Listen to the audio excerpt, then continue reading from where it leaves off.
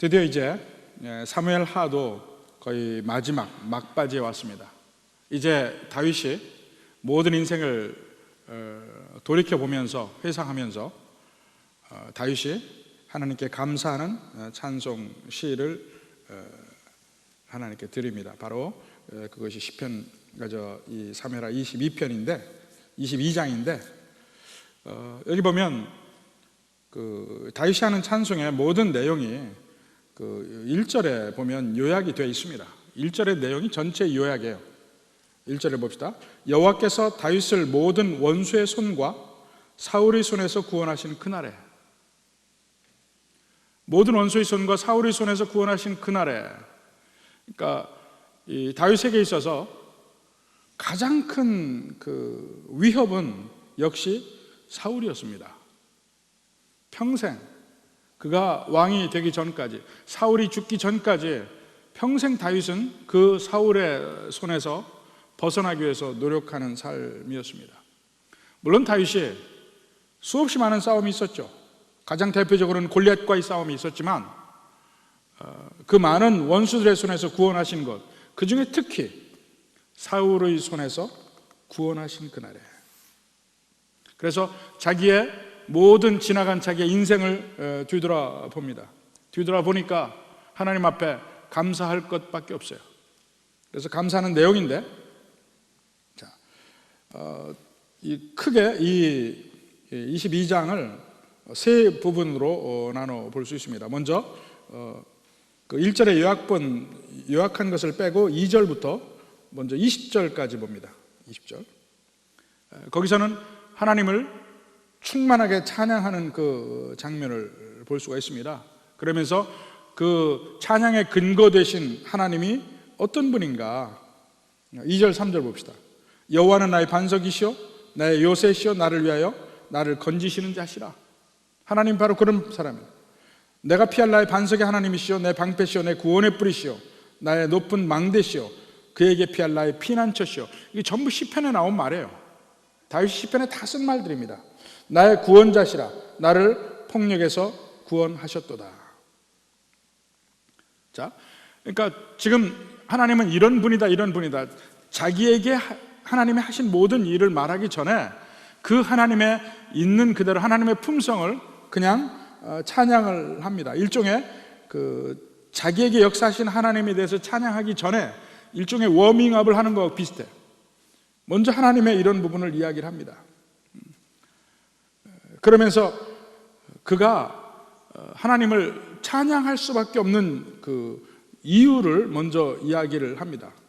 근데 찬양할 수밖에 없는 이유는 뭐냐면 거기 5절 6절에 보십시오. 그가 얼마만큼 절망적인 상황이었나를 말해주고 있어요. 보통 이 모든 찬송 시에 보면 시편도 마찬가지인데 대개 같은 말을 두 번씩 반복합니다. 조금씩 말을 바꿔서. 그래서 두 번씩 계속해서 나오는 것이 이 히브리 찬송의 시의 그 특징이에요. 여기도 그런 면들을 볼 수가 있습니다. 5절에 보니까 사망의 물결은 나를 애우고 불의의 창수가 나를 두렵게 하였으며, 자, 물결, 창수 다 이게 물이죠. 이 히브리 사람들 아니면 고대 근동 사람들에게 있어서 이 물은 위에서 내려오는 물이야 축복의 상징이지만 근본적으로 물은 그들에게 두려움의 대상입니다. 언제나 그 물에 잠긴다는 것은 죽음을 의미하고 물이 내게 휩쓸려 온다는 것은 내게 큰 위협이 되는 면입니다. 바로 그런 면에서 사망의 물결이 나를 애우고 불의의 창수가 나를 두렵게 하였다. 그 다음에 그 물로 표현됐고, 그 다음에는 이 6절에서는 줄과 올무로 표현되죠. 수월의 줄이 나를 두르고 사망의 올무가 내게 이르렀더라. 거의 죽음 직전에까지 가는 그러한 간당간당한 그런 상황을 다윗이 많이 경험을 했다는 것입니다. 한 예를 들어보면 사무엘상 20장 3절 봅시다. 이때가 사울이 정말 나를 죽이려고 하는지 그걸 확인을 했습니다. 요나단을 통해서 확인을 했는데 그 사실을 확인하고 마지막 그 다윗이 요나단에게 이야기하는 장면인데 그 후반부에 가서 봅시다. 후반부 그러나 진실로 여호와의 살아계심과 내 생명을 두고 맹세하노니 그 다음에 뭐냐면 나와 죽음의 사이는 한 걸음뿐이니라. 그걸 느끼고 살아가는 거야. 나와 죽음 사이에는 한 걸음뿐이야. 이 사울이 왕인 시대에 살았던 다윗의 삶을 한마디로 요약하면 언제나 죽음과 함께 살았어요. 물론 우리의 지혜는, 모든 사람들의 지혜는 언제나 내가 죽음과 동행하고 있다는 사실을 인식하고 살아가는 것이 인간에게 지혜를 준다고 이야기를 합니다. 이 카릴 지브란에 보면 내가 거실에 있을 때 나의 죽음은 침상에 있고 내가 어디에 있을 때 바로 옆에 언제나 죽음이 있다는 사실을 얘기해요. 근데 그걸 안다는 것은, 그걸 관조하고 산다는 것은 지혜 있는 사람의 출발점입니다. 근데 그것을 굳이 그렇게 지혜를 찾아서 그것을 고민하려고 하기 전에 다윗은 이미 실질적으로 항상 죽음의 위협 속에서 그거 살고 있어요. 이렇게 절망적으로 간신히 사울의 그 올매에서 가까스로 벗어나고 이러면서 목숨을 부지하고 살던 그에게 하나님의 구원하심이 이르렀고 하나님이 지키시고 이런 면이 보여주는 거예요. 그러니까 이 죽음의 깊이, 간발의 차이로 죽음을 간신히 피한 사람은 하나님의 구원하심의 크기가 무엇인지를 더 깊이 깨닫게 된다는 거예요. 누가복음 7장 47절 봅시다. 이러므로 내가 네게 말하노니 그의 많은 죄가 사하여졌도다. 이는 그의 사랑함이 많음이라. 사함을 받은 일이 적은 자는 적게 사랑하느니라. 하나님께서 나를 구원하는 이 일이 정말 얼마나 내가 절망적인 순간에 있었다가 하나님이 구원하시는지, 그것을 그 상황이 절망적이었을수록 하나님의 구원이 더 내게 깊이 새겨지고 더 감사한 것이죠. 다윗이야말로 정말 하나님의 사랑을 엄청나게 받았습니다. 근데 어떻게 하느냐? 그만큼 다윗의 모든 상황이 절망적이었어요. 계속해서 끊임없이 그 가운데서 하나님이 구원하셨다는 거예요. 바로 그 뒤에 그 절망적인 상황에서 그가 기도를 하죠. 7절 봅시다. 내가 환난 중에서 여호와께 아뢰며 나의 하나님께 아뢰었더니 그가 그의 성전에서 내 소리를 들으시며 나의 부르짖음이 그의 귀에 들렸도다. 환난 중에 하나님께 기도합니다. 하나님 제발 나 좀 살려주십시오.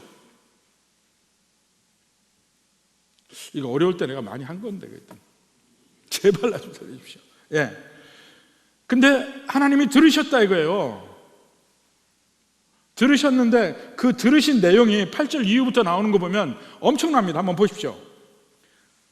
자, 내 기도했어요. 근데 갑자기 이제 그 다윗의 말 그대로 하면 이에 땅이 진동하고 떨며 하늘의 기초가 요동하고 흔들렸으니 그의 진노로 말미암아 누가 나의 종을 건드느냐 막 이러고 하나님이 분노해서 진노해서 하나님이 임하시는 장면인데 땅이 떨리고 하늘의 기초가 요동하고 막 이랬다는 거야.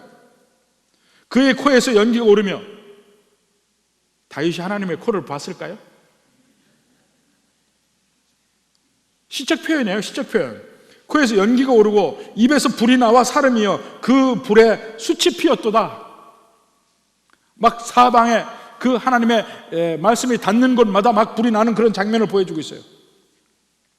그가 또 하늘을 두리우고 강림하시니 그 발 아래는 어두컴컴하였도다. 그 흑암 모인 물과 공중의 빽빽한 구름으로 둘린 장막을 삼으시며.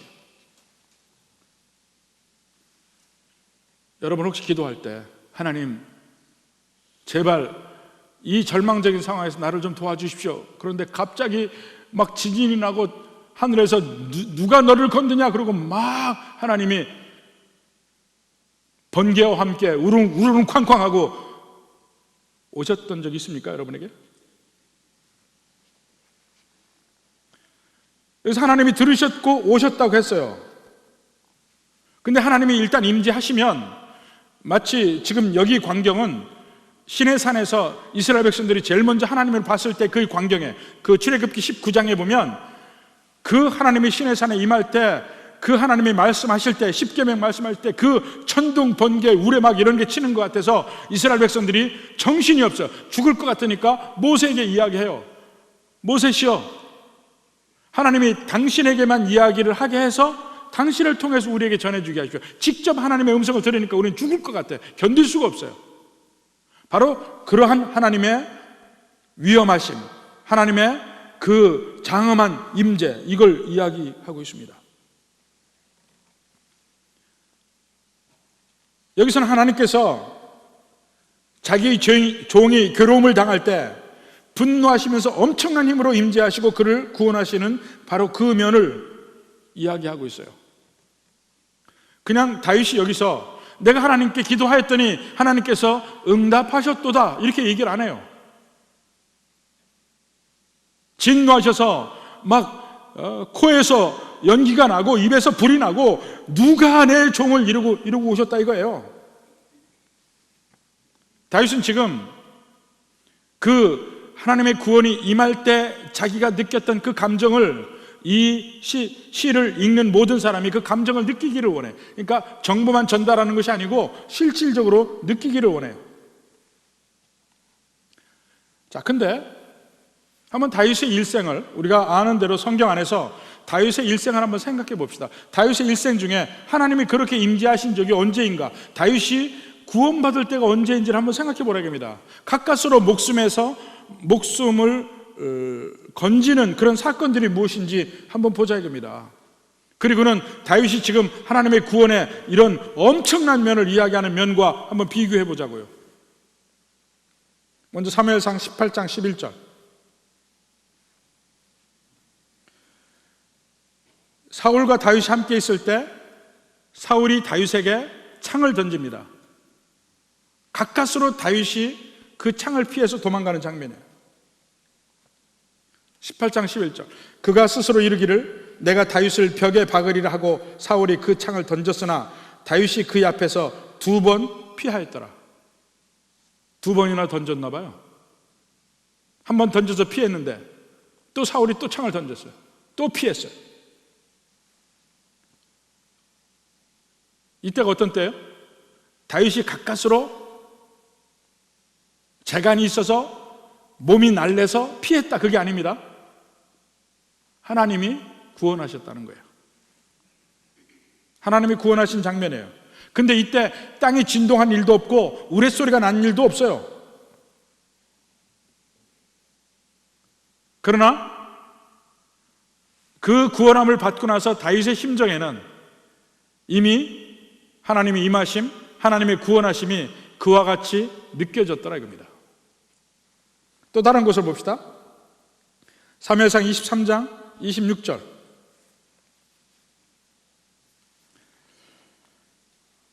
마지막 사울에게 다윗이 잡히기 직전의 이야기예요.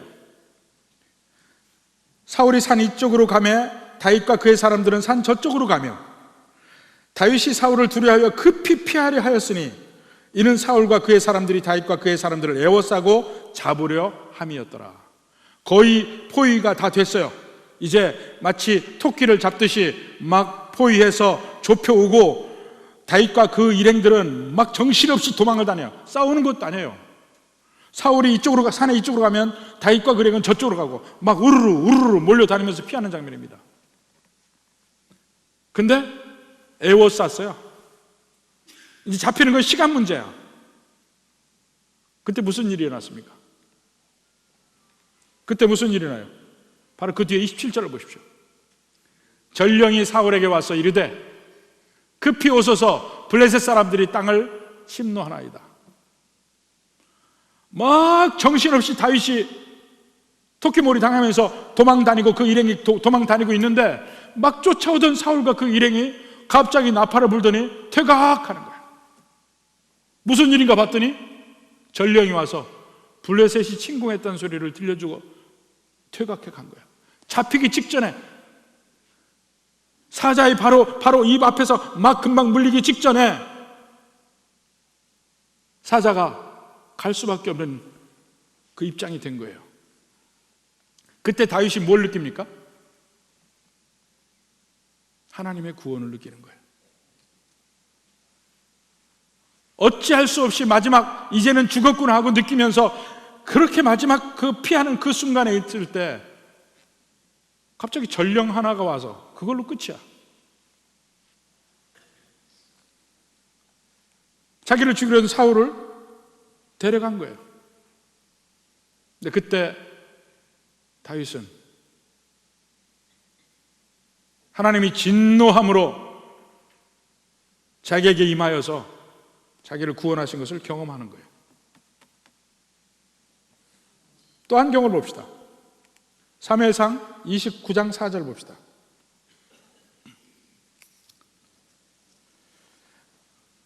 드디어 이스라엘과 블레셋이 전쟁을 하게 됐습니다.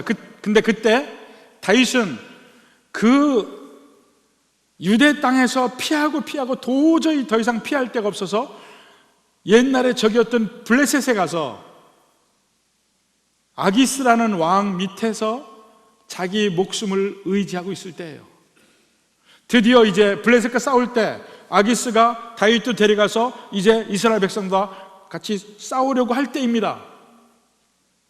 근데 그때 같이 나온 블레셋의 방백들, 장군들이 아니 저 사람 누구냐? 저 사람 누구냐? 그때 얘기입니다. 29장 4절 봅시다. 블레셋 사람의 방백들이 그에게 노한지라 블레셋 방백들이 그에게 이르되 이 사람을 돌려보내어 왕이 그에게 정하신 그 처소로 가게 하소서. 그는 우리와 함께 싸움에 내려가지 못하리니 그가 전장에서 우리의 대적이 될까 하나이다. 그가 무엇으로 그 주와 다시 화합하리이까? 이 사람들이 머리로 하지 아니하겠나이까?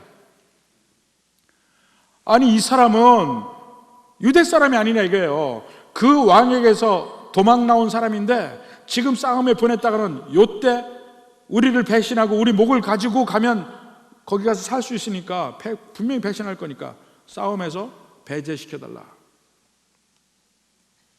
방백들이 반대해서 다윗이 어쩔 수 없이 이스라엘을 대적하는 전쟁에 나갈 뻔했는데 거기서 나가지 않게 됩니다. 근데 그것도 하나님이 그를 구원하신 거예요. 절대로 그는 이스라엘을 대적해서 싸울 수가 없는 사람이에요. 큰일 나는 일이야.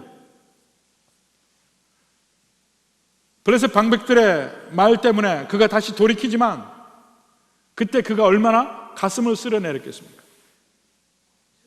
큰일 날 뻔했구나.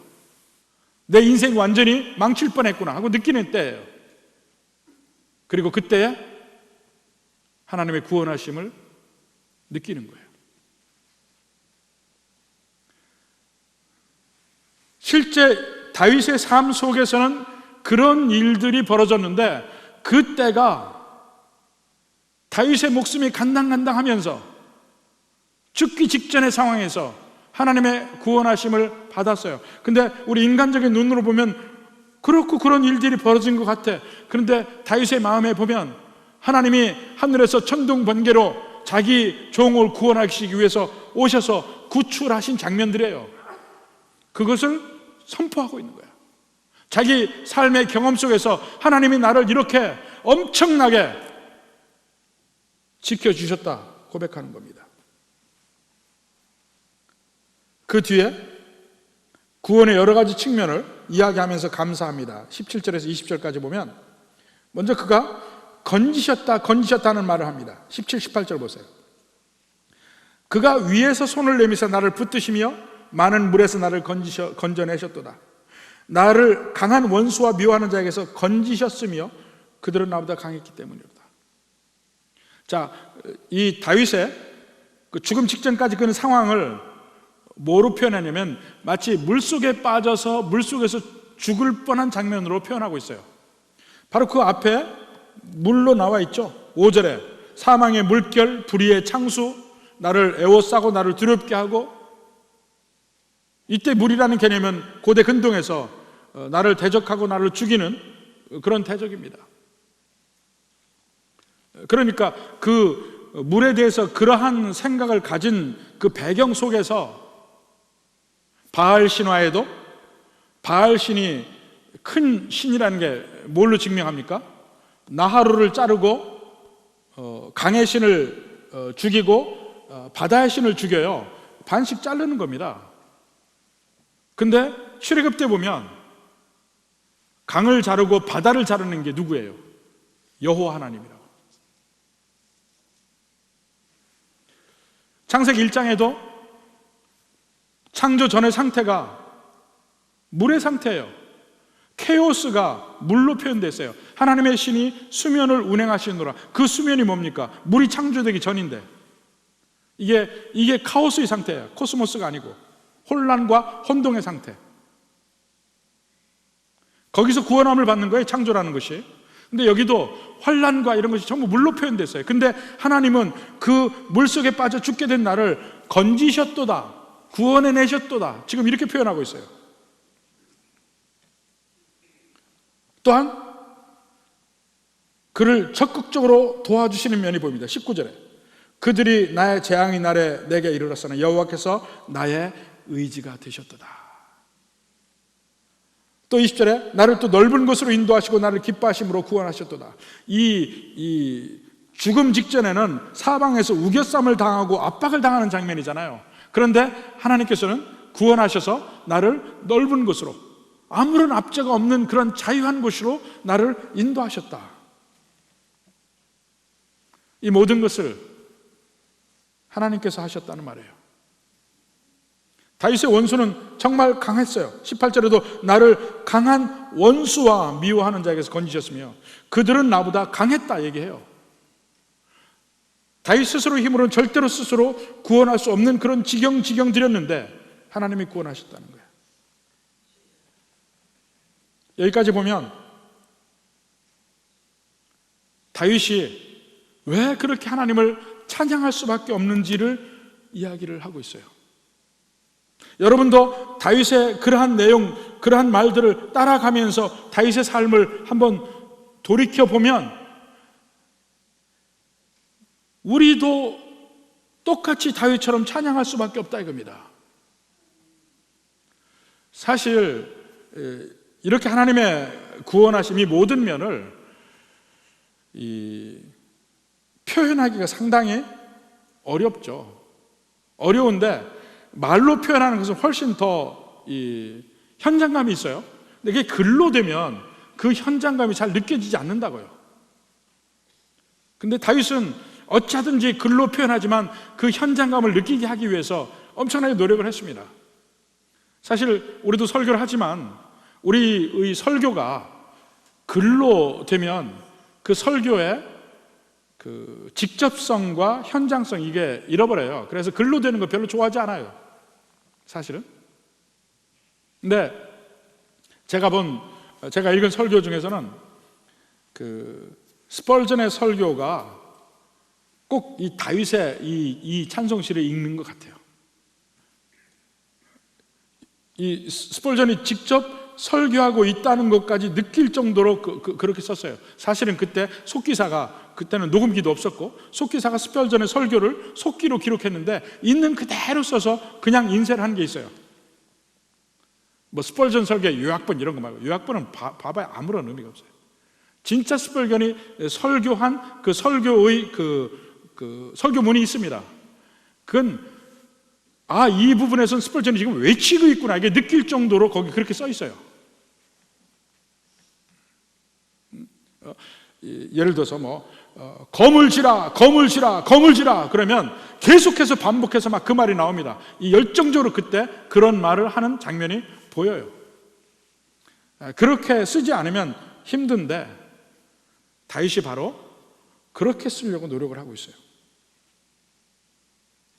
우리가 그냥 하나님에 대해서 지식적으로 배우고 알기만을 원하는 게 아니에요. 느끼기를 원해요. 그 하나님을, 내가 느꼈던 이 하나님을 이 글을 읽는 사람들도 함께 느끼기를 원한다 이거예요. 중요한 건 그겁니다. 아무리 우리가 하나님을 머릿속으로 알아봐야 우리 삶 속에 역사하는 힘은 없어요. 근데 그 실제로 살아있는 하나님을 느끼는 그 순간에 우리 삶은 변화되고 생각도 변화되고 그렇게 되는 겁니다.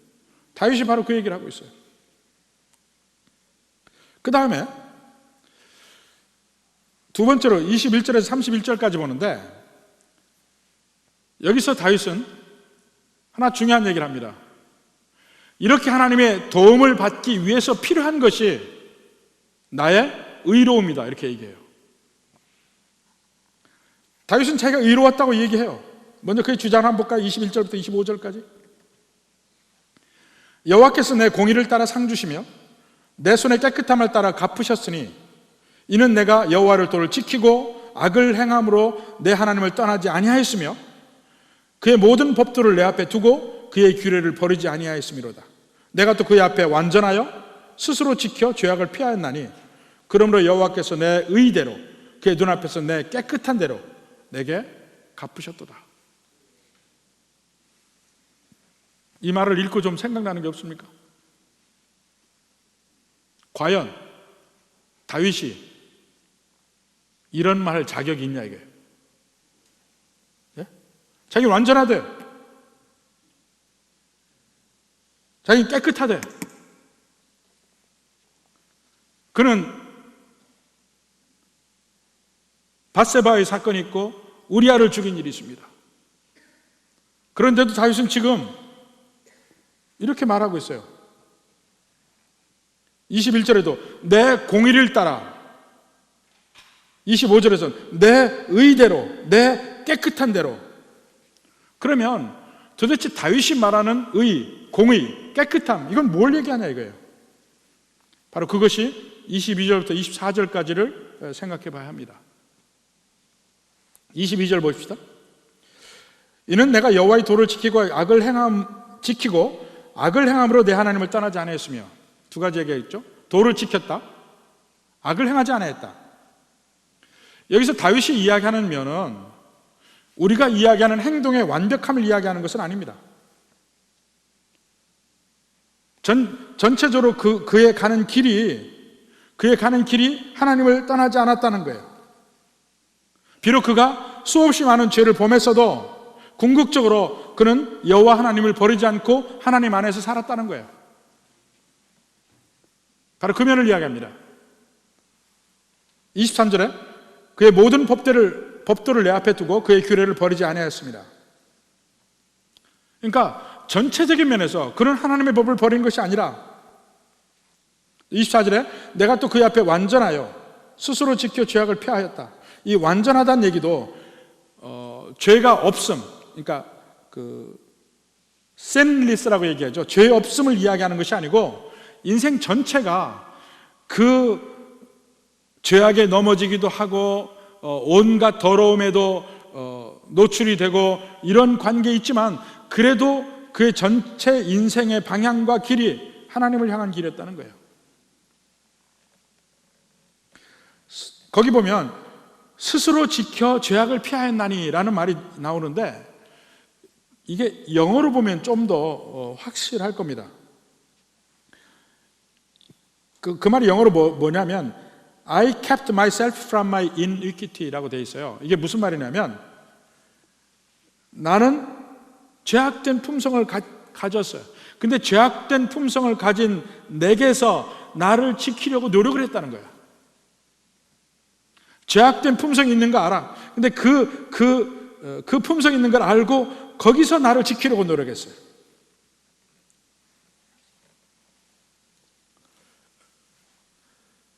물론 그 중에 쓰러지고 넘어지죠. 다 아는 밧세바의 간음과 우리아의 살인이 있지만 그의 마음이 근본적으로 하나님을 향하기 때문에 끊임없이 그는 시편 32편에 얘기하는 대로 그의 마음은 끊임없이 하나님 앞에서 있다가 회개하고 새롭게 되고 이런 일들이 있었습니다. 그 일 외에도 우리는 성경에 수없이 많은 사람들이 나오잖아요. 나오는 그 사람들이 엄청난 영웅들 같은데 그들도 다 죄인이라는 사실을 아는 얘기예요. 그들의 심령에도 우리와 똑같이 우리의 심령에 일어나는 모든 죄적인 생각과 죄적인 일들이 다 있었다는 사실을 아는 얘기예요. 다윗이 지금 그럼에도 불구하고 다윗의 자기의 모든 삶에도 불구하고 그런 가운데서 끊임없이 하나님을 의식하고 하나님 앞에 돌아오고 하나님 앞에 살아가려고 노력하고 이런 모든 과정들 중에서 바로 그렇게 사는 삶이 내가 하나님 앞에 완전하였다고 고백하는 겁니다. 그러니까 다윗이 말하는 완전함, 깨끗함, 의, 이것은 죄가 없는 완벽함을 이야기하는 것이 아니고 인생 전체의 흐름과 방향을 이야기하는 것입니다. 바리새적으로 내가 이렇게 하나님 앞에 내 행동에 선함이 있습니다, 이게 아닙니다. 다윗이 말하는 완전함은, 다윗이 말하는 깨끗함은 우리가 연약함으로 죄도 짓고 넘어지고 막 이렇게 하면서도 아이고 주님 잘못했습니다, 아이고 주님 큰일 났습니다, 이래가면서 항상 주님을 의식하고 살아가는 그 광경, 그리고는 주님께로 가고 주님께로 가고 이렇게 가는 광경,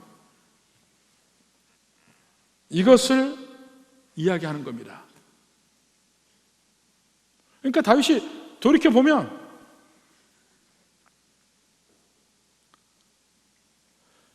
이걸 어떤 분은 이렇게 표현하더라고요.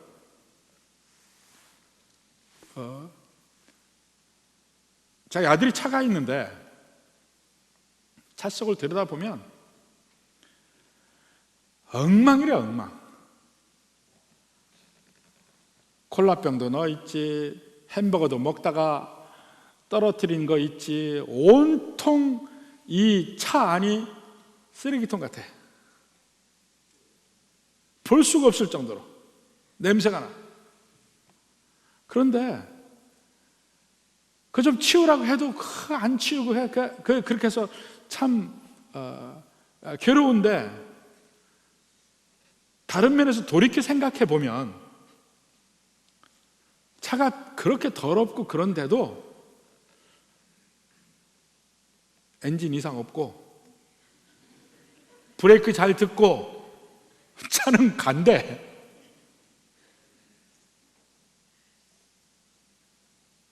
그런 면이라 이게, 그런 면. 우리 그리스도인들이 사는 삶이 마치 그와 같다는 거예요.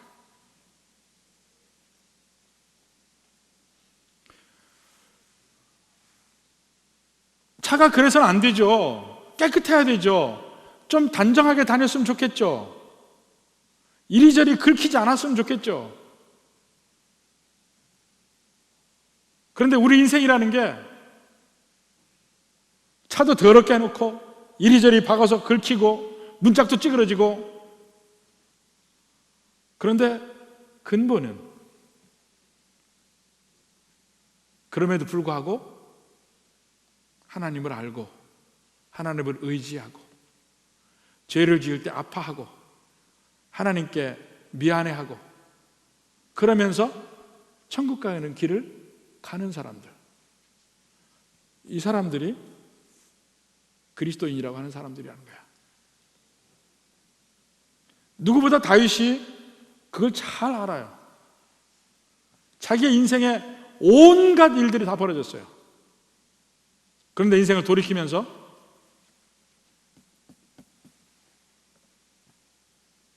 나는 하나님을 떠나지 않았습니다 하고 고백하고 있는 거예요. 그러니까 이 다윗이 말하는 의는 절대로 완벽한 의가 아니에요. 오직 구원이 하나님께로부터 있다는 것을 고백하는 의예요. 그 하나님을 잊지 않고 하나님을 붙들고 살았다는 거예요. 다른 쪽으로 내가 죄악 중에 있고 또 회개하고 또 죄악 중에 있고 이런 가운데 있을지라도 내가 하나님을 잡은 손은 안 놓고 갔다는 거예요. 그리고 그러한 나를 하나님이 기뻐하신다는 거예요.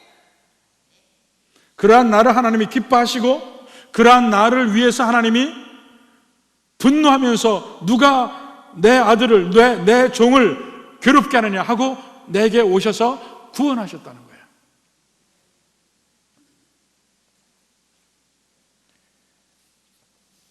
(26절부터) (28절까지도) 봅시다.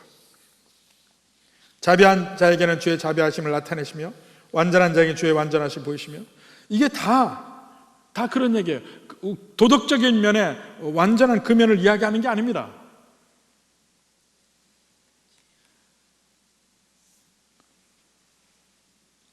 하나님은 이런 하나님이에요. 그리고 그 하나님이 도움을 주셨는데 29절부터 31절까지 여호와의 조여는 난 등불이시니 여호와께서 나의 어둠을 밝히셨고, 내가 주를 의뢰하고 적진으로 달리며 내 하나님을 의지하고 성벽을 뛰어넘나이다. 그러니까 하나님의 도우심을 받고 하나님의 구원하심을 받은 백성이 그 다음에 하는 게 뭐냐면, 내가 하나님을 의지해서 성벽을 뛰어넘는데요. 이제 하나님이 나를 구원하시니까 그 힘과 능력으로 이 세상에서 승리하며 사는 거예요. 구원을 누리며 사는 장면이에요. 구원이 꼭 죽어서 가는 것뿐만 아니고 이 세상에서도 하나님의 백성들을 하나님이 구원하시는 그 장면을 다윗의 삶에서 볼 수 있다는 거예요. 근데 그 다윗뿐입니까? 아브라함도 얼마나 많은 죄를 지었습니까? 야곱도 얼마나 많은 죄 속에 있었습니까? 모세는요? 다윗은요? 그들은 한 명도 완벽한 사람이 없었어요. 그들은 죄에 넘어지고 죄를 짓고 더러움에 있고, 그러나 그들의 전체 삶의 방향이 하나님을 믿고 의지하는 길로 간 거예요.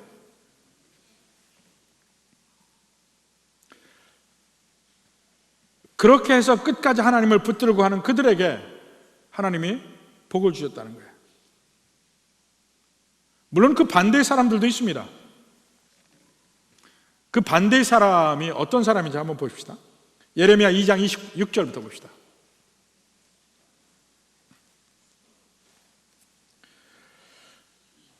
도둑이 붙들리면 수치를 당함 같이 이스라엘 집 곧 그들의 왕들과 지도자들과 제사장들과 선지자들이 수치를 당하였느니라. 그들이 나무를 향하여 너는 나의 아버지라 하며 돌을 향하여 너는 나를 낳았다 하고, 우상숭배를 얘기하는 것이죠. 그들의 등을 내게로 돌리고 그들의 얼굴은 내게로 향하지 아니하다가, 나란 여호와 하나님이 하신 말씀이죠. 그들이 하나님 앞에서 등 돌리고 나를 향하지 않다가 그들이 환난을 당할 때에는 이르기를 일어나 우리를 구원하소서 하리라. 본질적으로 그들은 내 백성이 아니고 내게 등 돌리면서 나와 관계없이 살다가 자기들이 어려울 때만 쫓아와서 나를 구원하소서 이렇게 얘기한다 이거예요. 아까 다윗의 이야기와 차이가 좀 나죠. 비록 우리의 삶에 죄가 있고 더러움이 있고 온갖 인간적인 것들이 있을지라도 근본적인 우리의 뿌리가 하나님을 믿고 하나님을 향하여 있고 그것을 놓치지 않으려고 노력하면서 가는 그 길과 완전히 하나님을 저버리고 가는 삶을 살다가 혹시 도움이 필요할 때만 쫓아와서 나를 도와달라고 하는 것과는 완벽하게 차이가 난다는 거예요. 그게 의인의 길과 죄인의 길의 차이입니다. 하나님을 완전히 떠났으면서 도움이 필요할 때만 와서 구해달라고 하는 사람, 이런 사람은 아니라 이거예요. 그래서 그 차이가 뭘까 생각을 했어요. 그 차이가 뭘까? 죄를 지어도 완전히 넘어지지 않은 사람이 누굴까? 혹시 우리를 괴롭히다가 이쪽 간 사람과 저쪽 간 사람 차이가 아닌지 모르겠습니다. 우리가 하나님을 믿으면서 하나님의 뜻대로 살지 못하는 것과 하나님을 떠난 것과는 차이가 있다는 거예요. 다윗이 분명히 그 차이를 알고 그것을 그대로 고백하고 있습니다. 나는 의롭다고 얘기하고 있어요. 그리고 마지막에는 이제 이 모든 구체적인 거에서 벗어나서 이제 하나님 나라의 영원함을 마지막에 찬송하는 장면이 이제 32절부터 51절까지입니다. 먼저 32절부터 43절까지 이렇게 보면 하나님의 권능으로 하나님이 세우시는 장면이 쭉 나와요. 중간중간에 나도 나오지만 하나님은 저 3인칭으로 계속해서 나옵니다. 32절부터 43절까지.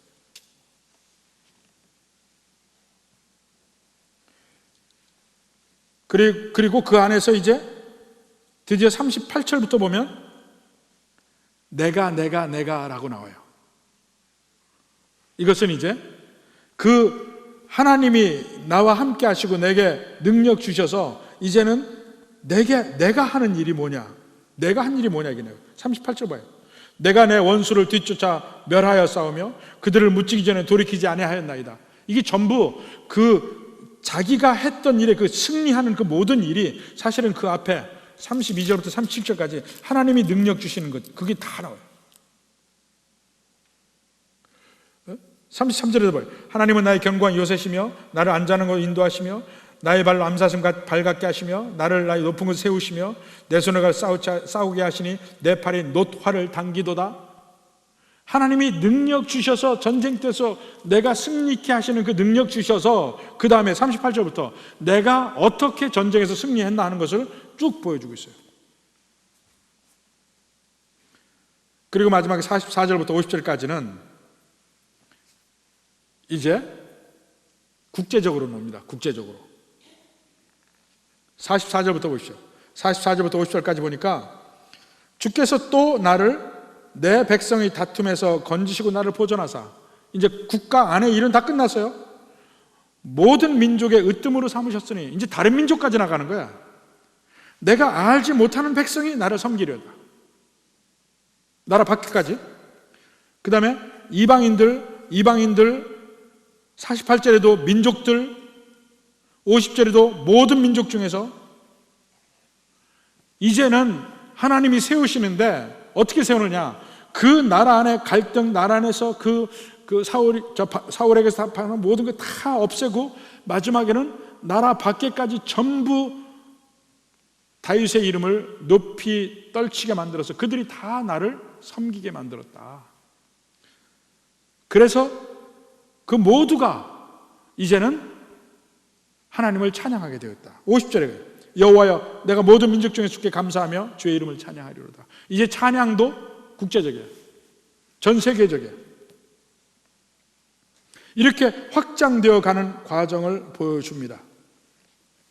그리고 마지막에는 그 하나님의 나라가 영원하다는 얘기를 합니다. 51절 끝에 보면 여호와께서 그의 왕에게 큰 구원을 주시며 기름 부음 받은 자에게 인자를 베푸시며 영원하도록 다윗과 그 후손에게 있더라. 드디어 사무엘하 7장에 하나님께서 다윗에게 언약을 맺으신 그 장면이 나와요. 다윗과 그 후손, 영원히 인자, 헤세드를 베푼다. 다시 한번 돌이켜봅니다. 다윗의 인생을 보십시오. 물론 그가 하나님을 믿는 왕이었어요. 그렇지만 그의 실제 삶에는 온갖 피가 튀었고 온갖 죄악들이 있었고 가족 간의 갈등도 있었고 그가 자기 아들을 죽였어야만 하고 자기를 배신한 수많은 사람들을 받고 그 배신한 자들을 처단하고 이 모든 것들이 다 얽혀 있습니다. 그런데 그 모든 것이 다 끝난 뒤에 이렇게 험한 세월 사는 나를 하나님이 구원하셨군요. 이렇게 하나님이 나를 구원하신 이유는 그 모든 과정에서 내가 쓰러지고 넘어지고 온갖 죄악 속에 있었더라도 하나님만을 끝까지 붙들고 갔기에 하나님이 나를 구원하셨군요. 그리고 나를 그냥 구원하신 것뿐만 아니고 이방에까지, 열방에까지 나를 높이시고 여기까지 오게 하셨습니다. 그 하나님을 찬양하는 겁니다. 바로 이런 면이 우리의 인생도 마찬가지예요. 우리의 인생도 나는 평생 주님 앞에서 별로 죄 짓지 않고 살았다. 그건 회개하셔야 되고, 평생의 모든 삶에서 이런저런 죄악과 유혹과 수많은 것들이 있었지만 그래도 하나님을 믿는 그 줄을 내가 놓지 않고 이제까지 온 것에 대해서 그 안에 진정 안식도 있고 위로가 있는 겁니다. 하나님이 여러분의 삶에서 얼마나 인간의 눈으로 볼 때는 아무것도 아닌 사실들이 우리의 마음 깊이에는 이건 분명히 하나님이 구원하셨구나, 이걸 느낄 수 있는 때들이 얼마나 많이 있냐 이거예요. 겉으로 보기에는 별거 아니야. 전령이 하나 와서 갔어. 창이 오는 거 내가 피한 거야. 내가 좀 날렵했나? 아니요. 전부 하나님이 놀라웁게 천둥 번개치고 내 삶에 들어오셔서 구원하셨다는 거예요. 여러분의 삶에서 그걸 한번 느껴보라고요. 그걸 한번 회상해 보라고요. 얼마만큼 여러분의 삶에 하나님이 그렇게 역사하셨는가.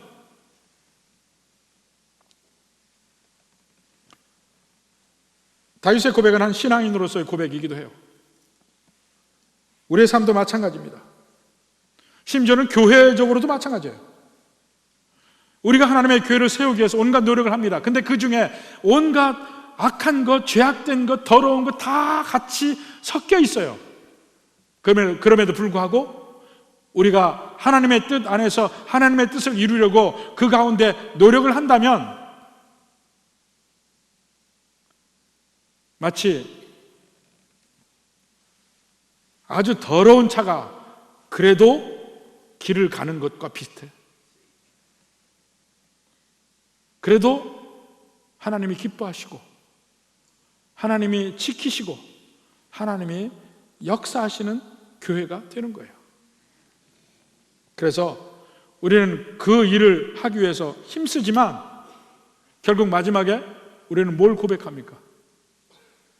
하나님이 나를 구원하셨구나, 하나님이 우리 교회를 인도하시는구나, 그것을 고백할 수밖에 없어요. 여러분의 모든 인생에서도 내가 하는 거 아니야.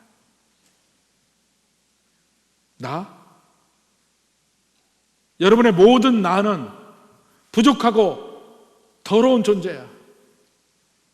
그렇지만 하나님만을 바라보고 하나님이 구원의 하나님이라는 걸 인정하고 오직 그분을 붙들려고 노력을 할 때에 하나님이 나를 기뻐하시고 나를 지켜주신다는 겁니다.